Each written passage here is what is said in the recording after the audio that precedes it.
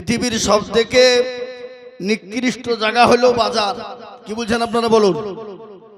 আপনাদের সাথে ডিস্টেন্সটা অনেকটা হয়ে গেছে, বুঝলেন না? তো একটু খাপ ছাড়া লাগছে। তো আমি আপনাদেরকে বলি বাবা,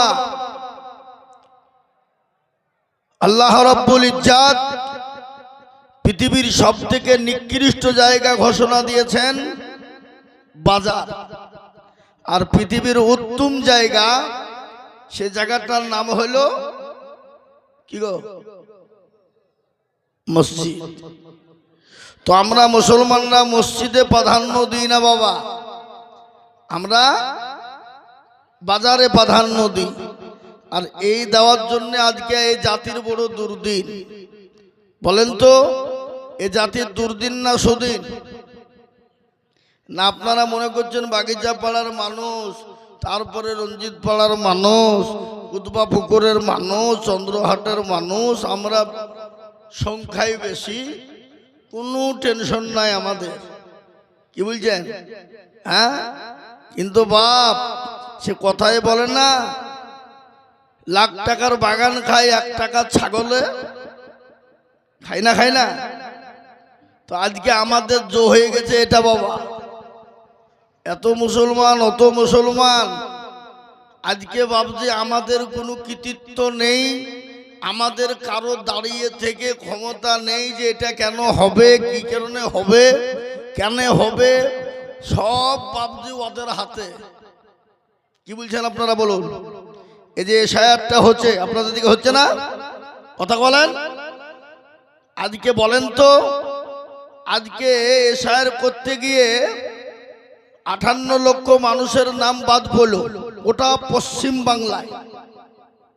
58,20,868 জন, এটা খসড়া তালিকা। তারপরে ভাবছি যারা বললো যে 1.5 কোটি 2 কোটি বের করে দিয়েছি, বেরোবে তারা 2.5 কোটি 1.5 কোটি মুসলমান রোহিঙ্গা বেরোবে। কিন্তু ভাবছি এশায়াত করতে গিয়ে দেখা গেল 98% কারা, যারা মুসলমানদেরকে গলায় ধাক্কা দিয়ে বের করতে চেয়েছিল, যারা বলেছিল এরা রোহিঙ্গা, অমক তমক। কিন্তু আল্লাহু আকবার, কাগজে গিয়ে দেখা গেল 98% ওরা, 2% আমরা মুসলমান। তখন ওরা মনে মনে কি হইল রে, এ তো ভাবছি দেখছি কেচে খুঁড়তে গিয়ে কেউটে বেরিয়ে গেল। ওদের কিন্তু মাথায় বজ্রঘাত পড়ে গেল, করতে গেল এক আর হইল আরা। এ কি হইল? এটা না, হবে না। আর আমাদের দেশের এক খবিশ শুভেন্দু আছে, এই শয়তান ওটা দেশটাকে জ্বালিয়ে দিল। কি বুঝেন আপনারা বলুন? হ্যাঁ, এই শয়তান ও ছলনা কায়দা করিয়ে বাবুজি আবার বললেন এসার হয়নি, আবার ঘোরাও। এই ঘোরাতে গিয়ে এবার মুসলমানদেরকে ডিভোটার মানে ভোটের নামে কোনো নাম থাকবে না, দে নোটিশ দিয়ে দে। এবার নোটিশ যখন কারোর কাছে চলে আসছিল, সে বুঝছি কি করতে কি হইলো, বাদ হবো নাকি। আর যাদের নোটিশ আসে না তারা বলছে বগল বাদ আছে, কোনো টেনশন নাই। তারে আমি বলবো যাদেরকে ডিভোটার করে নোটিশে বাদ দিয়ে দেবে, আর যারা নোটিশে রেখেছে যাদেরকে রাখবে, তারা যদি আসে তো তাদেরকে ঠিক রাখবে? কথা বল, রাখবে কি? হ্যাঁ, তাদেরকেও ছলে বলে কায়দা কৌশলে বের করার একটা লাইন কষবে ওরা। কি বুঝেন আপনারা বলো? কেন আজকে ভারতবর্ষটাকে মুসলিম মুক্ত করতে চাইছে? মাদ্রাসা মসজিদ মারকাজ খানকা কবরস্থান ঈদগাহ মুক্ত করতে চাইছে কিনা? কথা বলেন। কিন্তু আল্লাহর রহম করম আমি আপনাদেরকে বলে যাই, দুনিয়ার জমিনে ফেরাউন এসেছিল, বিরাট শক্তিশালী। কেমন? যার ভয়ে জঙ্গলের বাঘ ভাল্লুক হাতি ঘোড়া এক জায়গায় পানি খেত। সে নিজেকে বলেছিল আলাস্তু বিরব্বিকুম, আমি কি তোমাদের প্রভু নই?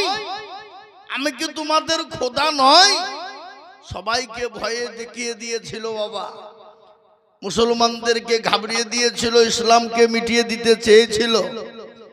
সেই ফেরাউন যখন ইসলাম এবং কোরআনকে মেটাতে পারেনি, কিয়ামত পর্যন্ত মরতক মুসলমান ইসলাম কোরআনকে মিটাতে কেউ পারবে না। একটু চিল্লিয়ে বলুন ইনশাআল্লাহ, একটু জোরে বলুন ইনশাআল্লাহ। সেই দিন আমি কোলাঘাটে জালসায় ছিলাম বাবা। কোলাঘাট নাম শুনেছেন তো, পূর্ব মেদিনীপুর। ওখানে জালসায় গেছি বাবা। তো একটা চায়ের দোকানে, ইন্ডিয়ান হোটেল চায়ের দোকান সহ আমি ওখানে বসেছি। তো আমাকে একজনা প্রশ্ন করছে, মানে মৌলবি দেখলে আবার কিছু লোকে চুলকে নিয়ে উঠে, বুঝলেন না? ও কিছু না বললেও ভাবছে ওর মুখের সুরসুর করে কিছু বলতে হবে, বলতে হবে। তো আমি ওখানে ওই যে বুঝে চা খাচ্ছি, এ তো আমার কাছে আস্তে আস্তে ঘেসে আসছে। আমি যে কে গো, কে তুমি, কোথা বাড়ি, আরো এখন আমার কাছে এসে যাও। না হুজুর একটা কথা জিজ্ঞাসা করবো, না কথাবার্তা বলার এখন আমার টাইম নাই, কাজ আছে, জালসা আছে, চলে যাবো। না হুজুর বেশি টাইম দেবো না, 2 মিনিট বলো। তো আমাকে প্রশ্ন করে বলছে, আচ্ছা পৃথিবীর জমিনে মুসলমানদের এত দুর্দিন কেন? আর পৃথিবীতে তো বহু ধর্মের মানুষ আছে, তো সমস্ত ধর্মের লোক মুসলমানদের এত বিরোধী কেন? আমি তাকে টুক করে একটা ছোট্ট উত্তর দিলাম বাবা, বেশি নয়। আমি বললাম যে মুসলমানদের কাছে মাল আছে, ওই মালটাকে ছিনিয়ে নিয়ে যেন তোর উপকারে মুসলমানদের মালটা ছিনিয়ে শেষ করে দিবে, এটাই ওদের একটা গোটা পৃথিবীর বেঈমানদের ছক। ওই যে হুজুর মুসলমানদের কাছে মাল আছে, মানে মাল কি গো?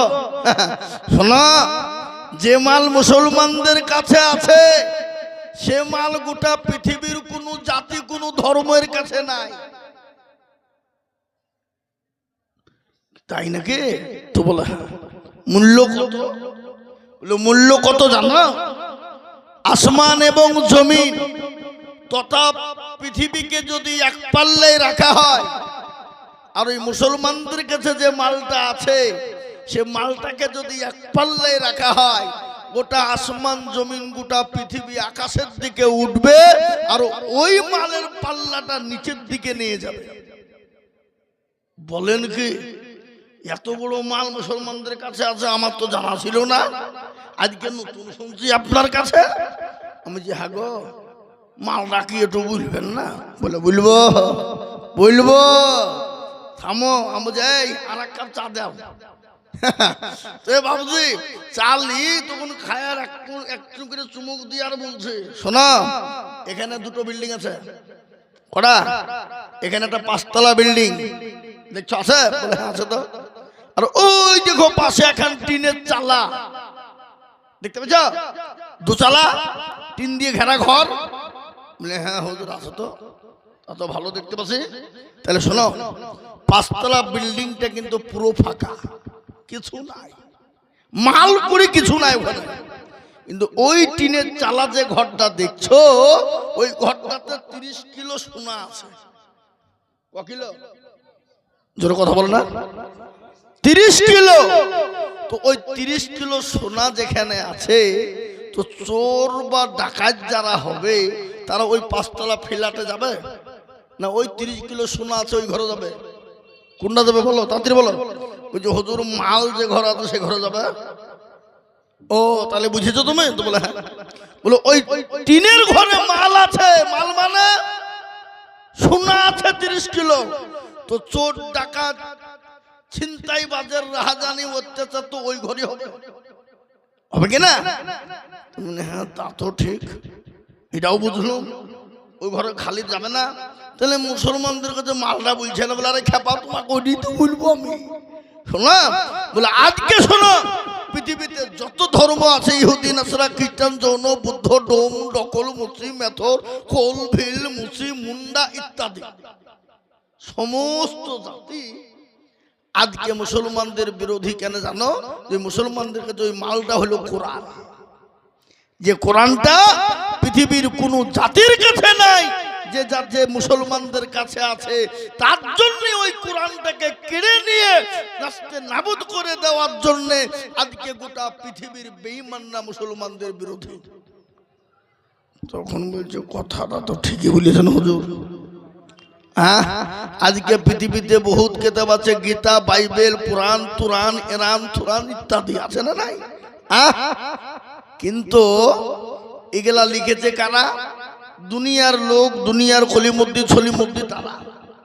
কিন্তু এই কোরআনের মালিক কি দুনিয়ার কলিমুদ্দিন সলিমুদ্দিন? কথা বলেন না কেন? কথা বলেন। এ কোরআনের মালিক কলিমুদ্দিন সলিমুদ্দিন? এ কোরআনের মালিক হলেন তিনি। তিনি কে? জোরে বলুন। তিনি হলেন আল্লাহ।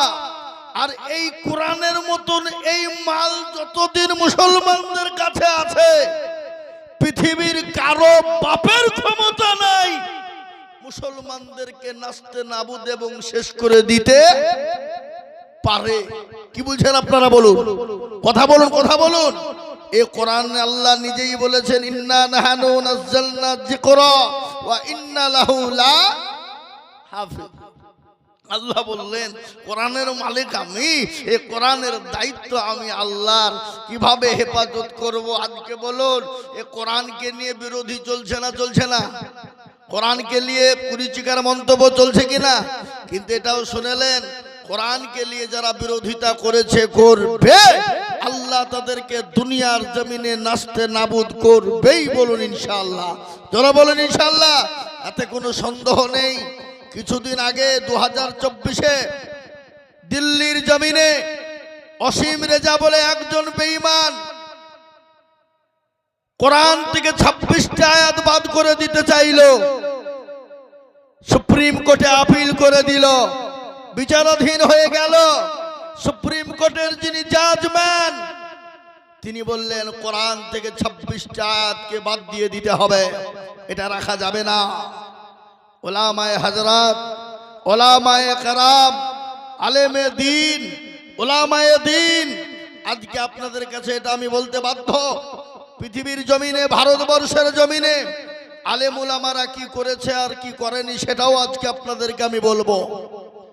আজকে সরকারের বিরোধী, সরকারের সঙ্গে আন্দোলন, আপনার সুপ্রিম কোর্টের সঙ্গে বিচারাধীনে সর্বপ্রথম ওলামারা যায়, আলেমেরা যায়। এই 26টা কোরআনের আয়াতকে বাদ যখন দিতে গেল, জাজম্যান, দেশের, আমার দেশের অনেক এমপি, এমএলএ, অনেক মন্ত্রী, আমার দেশের অনেক গণ্যমান্য ব্যক্তি, আমার দেশের অনেক পয়সাওয়ালা ব্যক্তি, কেউ কিন্তু এই কোরআনের বিরোধিতা করার জন্য সুপ্রিম কোর্টে যায়নি। আমরা মৌলবীরা 5 বাড়ি খাওয়ার লোক, এই আমরা মৌলবীরা 5 বাড়ি খাওয়ার লোক। আমরা জনগণের হক আদায় করার জন্যে, আল্লাহর কোরআনকে ঠিক রাখার জন্যে সুপ্রিম কোর্টে গেলাম। সুপ্রিম কোর্টে জাজম্যান যিনি ছিলেন, তার সঙ্গে কথোপকথন হলো, তার সঙ্গে যুদ্ধ লড়াই হলো। অনেকক্ষণের পরে তিনাকে বলা হলো, এই চেয়ারের মালিক কে? এই চেয়ারে আপনাকে বসিয়েছেন কে? এই চেয়ার থেকে আপনাকে নামাতে পারেন কে? জমিনের মালিক কে? আসমানের মালিক কে? গোটা পৃথিবীকে তৈরি করেছেন কে? জাজম্যান তখন উত্তর দিয়ে বললেন, এর পিছনে একজন আছেন। একজন তিনি কে? তিনি বললেন অমক। অমক কে? তিনি বললেন আপনাদের ভাষায় হলো আল্লাহ, আমাদের ভাষায় হলো ভগবান, অমকের ভাষায় হলো গড, কারো ভাষায় হলো প্রভু। তিনি যখন এত বড় পৃথিবী তৈরি করতে পারেন, তাতে যদি কোনো ভুল না হয়, আপনাকে আমাকে রক্ত মাংস দিয়ে, সামান্য জাররা নাপাক পানি দিয়ে যেমনি তৈরি করতে গিয়ে ভুল না হয়, তিনি এই কিতাব যিনি লিখেছেন, এই কিতাবের মধ্যে ভুল কি করে হতে পারে? সেই দিন জাজম্যানের ব্রেন খুলে গেল, বলে আমি বুঝতে পেরে গেছি, এই কিতাব তো তিনিই তৈরি করেছেন, যিনি হলেন আপনাকে আমাকে সৃষ্টি করেছেন। তিনি ওই অসীম রেজার বিচার করলেন, সুপ্রিম কোর্টের সময়কে নষ্ট করার জন্যে, তোমার জন্য বিরোধী করে তোমার নামে 5 লক্ষ টাকা জরিমানা করা হলো, এবং 5 লক্ষ জরিমানাই নয়, তোমাকে 6 মাস জেল খানি খাটতে হবে। তার বিচার হয়েছিল। সেই অসীম রেজা বাপের ক্ষমতা নাই বাড়ি থেকে বেরোতে পারে, আল্লাহর কুদরতে বাড়ি থেকে বেরোনোর তার ক্ষমতা নেই। এই কুরআনকে নিয়ে আমার পশ্চিম বাংলার মাটিতে একজন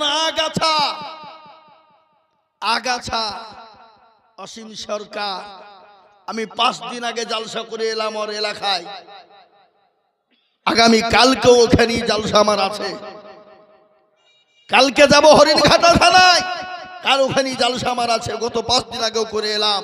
আমি বলে এলাম, অসীম রেজা, অসীম সরকার, তুমি যাকে তাকে হাত দাওনি, যাকে তাকে নিয়ে কুরুচিকর মন্তব্য করনি।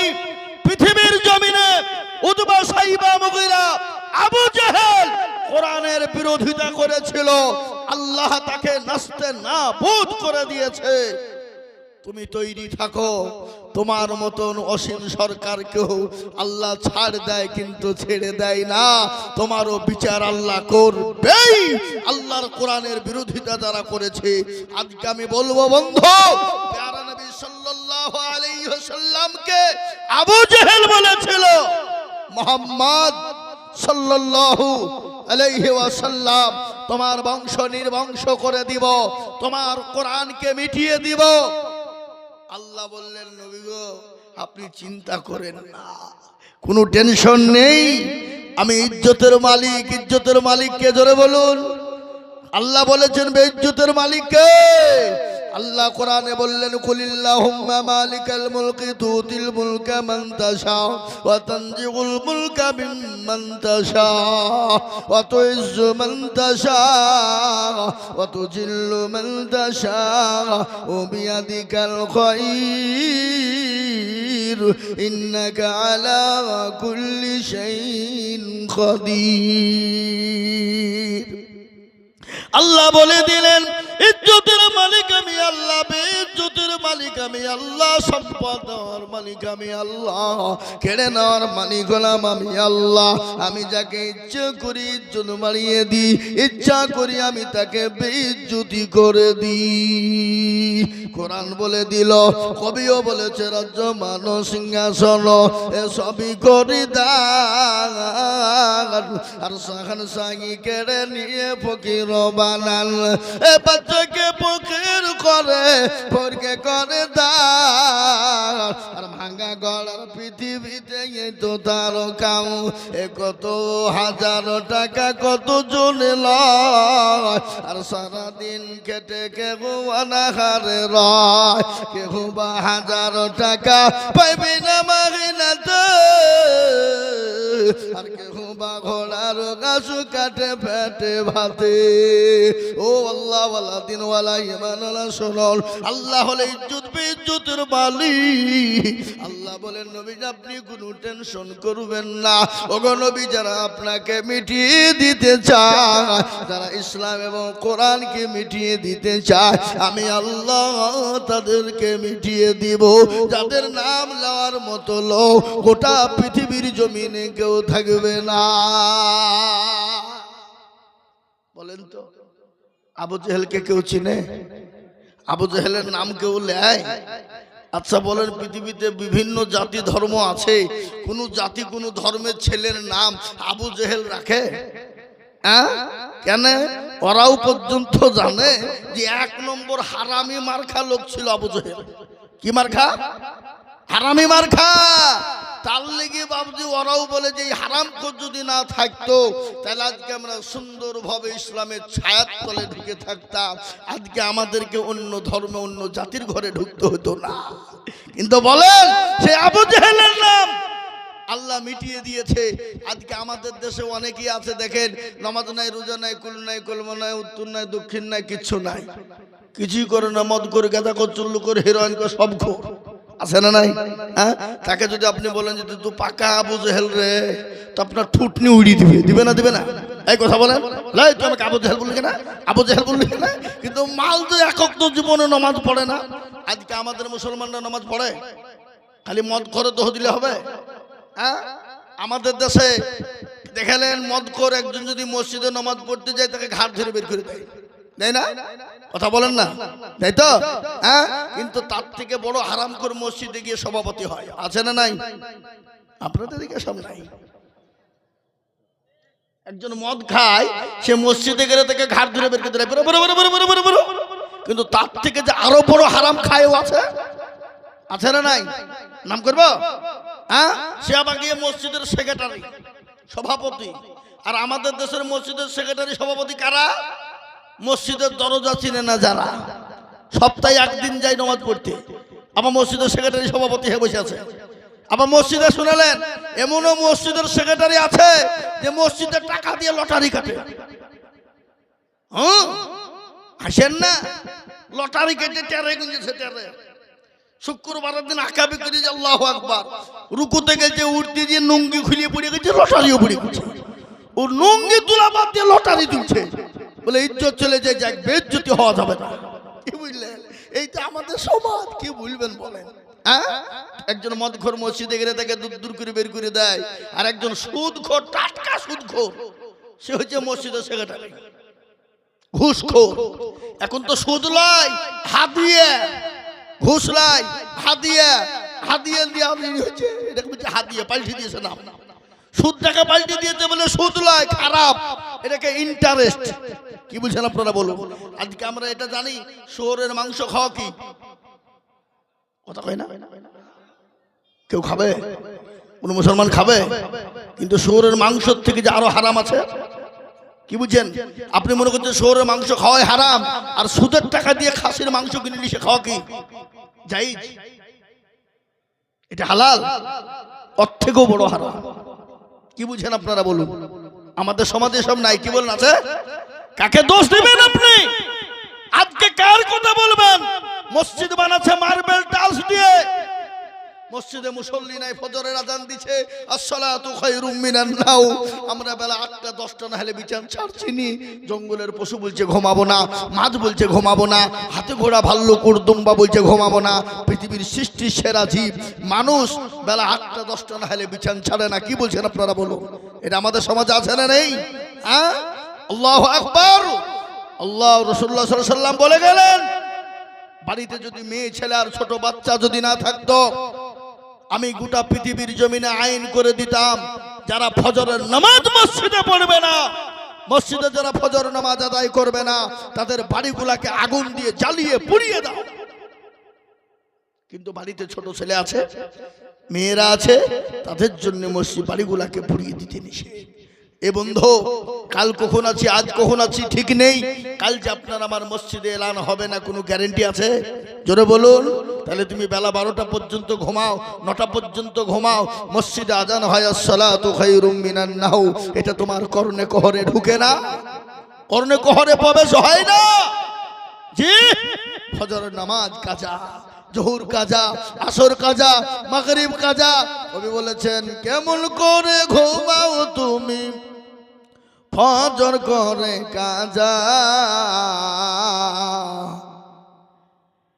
এমন তো হতে পারে জোহরে জানাজা, হতে পারে না? জোরে বলুন।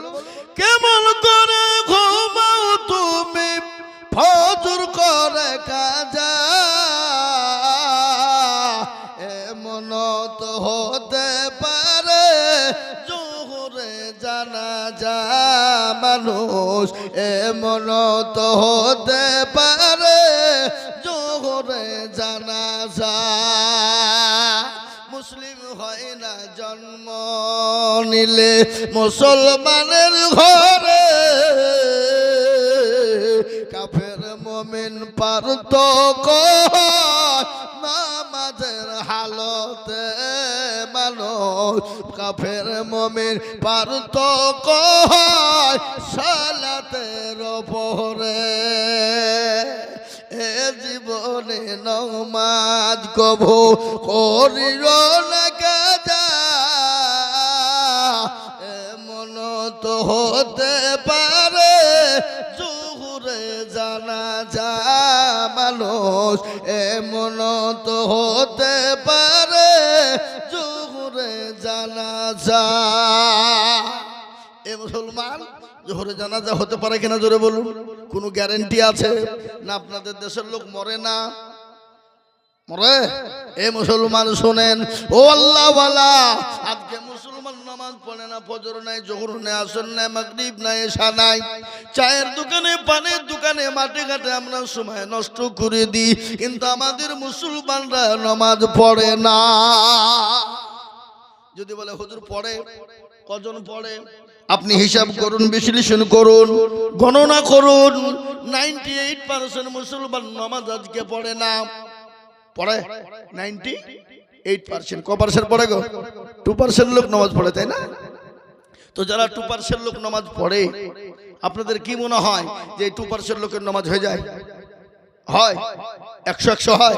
নো, কখনোই হতে পারে না। 1% লোকের কোন রকম নামাজ হয়, আর 1% লোকের নামাজ হয় না। যদি বলে হুজুর আপনি কি করে বুঝলেন? আমি আইজুল হক বলছি, অভিজ্ঞতা বলছি আমার। মুরব্বী চাচা, দাড়ি সাদা, চুল সাদা, চোখে নরম, দাঁতে নরম, চলতে পারে না, 15-20 বছর নামাজ পড়ে, আত্তাহিয়াতু জানে না, দুরূদ শরীফ জানে না, দোয়া কুনুত জানে না, দোয়া মাসুরা জানে না, দোয়া সানা জানে না, ইন্না তাইনা কুল, দেখা যায় তার মধ্যেও 20টা ভুল। কি কথা কন? ঠিক না বেঠিক? এরা কোনোদিন মৌলবীকে বলে না, ইমাম সাহেবকে বলে না, হুজুর আপনি তো আমাদের ইমাম, একটু নামাজটা ঠিক করে দিলে হতো না, কোরআনটা ঠিক করে দিলে হতো না। জীবনে বলবে না। কেন? যদি বাই চান্স দেখছে মৌলবী আমার ভুল ধরে ফেলে, তাহলে মৌলবীর কাছে আমার মোড়লি আর মাথা বড়ি চলবে না। আর আমাদের দেশের মৌলবীরা, মসজিদের ইমামরা, এরাও ধরেন পরের বাড়ির সরপোস্তলা ভাত পাচার খাচ্ছে, এরাও কিন্তু কোনোদিন মুসল্লিদেরকে বলে না চাচা বসেন একটু কোরআনটা ঠিক করে দি, সূরাটা ঠিক করে দি। জীবনেও বলে না। বলে কেন বলে না? শুনেন শুনেন, এ মনে করছে মৌলবীকে এবার দিচ্ছে, আমি খুব খুশি। এবার আপনি শুনিয়েলেন, খালি মৌলবীকে দিলে হবে? এ বাবা, মৌলবীরও ভাগ্য, মৌলবীরও হ্যাঁ তোদের ভাগ্য ভালো, ওযু করিয়ে নামাজ পড়ায়। বেশি কায়দা করলে বিনা ওযুতে নামাজ চালিয়ে দিব, শালা তোর নামাজ হইলি বাকি না হইলি বাকি। এ বাবা, আমরা যখন মাদ্রাসায় পড়তাম তালবে ইলম, আর আপনারা তো জানেন তালবে ইলমরা আল্লাহর রহমত, যে রাস্তা দিয়ে যায় এটা আল্লাহর রহমতের ফেরেশতারা বিছানা বিছায়। কিন্তু তালবে ইলমরা এই যে কত খতরনাক মাল, এটা শুনে যান। সবাইকে ঠকাতে পারবে, কিন্তু তালবে ইলমদেরকে পারবে না। যদি বলেন কেন? এক গাধা বাবজি বুরাক সাজিয়েছে, বুরাক চ তোদেরকে অমুক জায়গায় নিয়ে যাব, কিন্তু গাধার পিছনে, গাধার পিঠে কিন্তু 2 জন আটবে, আর আছে 3 জন। জায়গা নাই দিলে কি করবি রে? তুই যাস পরে? বলে না দাঁড়া, একটা ঝাড় থেকে বাঁশ কেটে নিয়েছে, গাধার পাছায় ভরে দিয়েছে। বলে দে পেছনে বসে যাবো। তখন গাধা বলছে রে সর্বনাশ, আমি যা শয়তানের, আমার 3 ডবল শয়তান। কি বুঝলেন? তালবে ইলমদেরকে হারাইনি অত সহজ লয় বাপ। তো যেটা সেটা বলছিলাম, এই তখন মাদ্রাসায় আমরা পড়তাম, একটা ছেলেকে দেখছি মসজিদে শুয়ে শুয়ে আজান দিচ্ছে। ওই যে কি রে শুয়ে আজান কে আজান হবে? বলে বকিয়ে তুই হট এখান থেকে, হট। শালা জানেই সেটা খালি ভাত দেয়, 2 টাকাও দেয় না কোনোদিন। তে থেকে শুয়ে আজান দেবো না, তবে দাঁড়িয়ে আজান দিতে হবে? এ বা শোনা আমার মুসলমান দরদি, আজকে ইমামের বেতন হলো 5000। গতকালকে আমার জালসা ছিল দক্ষিণ দিনাজপুরে বালুরঘাটে। কি বুঝলেন? আমি ওখানে একজন ইমাম সাহেবকে জিজ্ঞাসা করছি, হুজুর আপনি ইমামতি কত বছর করেন? বলে 13 বছর চলছে। 13 বছর? বেতন কত দেয়? বলে আগে 1000 2000 দিত, আর এখনই 1 টাকাও দেয় না সমাজ থেকে। কোথা থেকে বানতে হলে? বলে যে মমতা খালা 3000 দেয়, ওই দিয়েছিল। ওই ইমামের পেছনে নামাজ হবে? হবে? কোনদিন হবে না। ইমামতি করা 4 টাকা নিয়ে কথা নয় বাবা, ইমামতি করতে ভয়ে কেউ যেতে চায় না। এই যে কত বড় দায়িত্ব, এই যে কত বড় কাজ, যে ইমামতি করে সেই বোঝে বাবা। কিন্তু তার মাইনে কত? 5000। ও নামাজ পড়ে আলহামদুলিল্লাহ রাব্বিল আলামিন রহমানির রহিম, আল্লাহ মাস তো শেষ। 29 দিন হয়ে গেল, 5000 টাকা বেতন।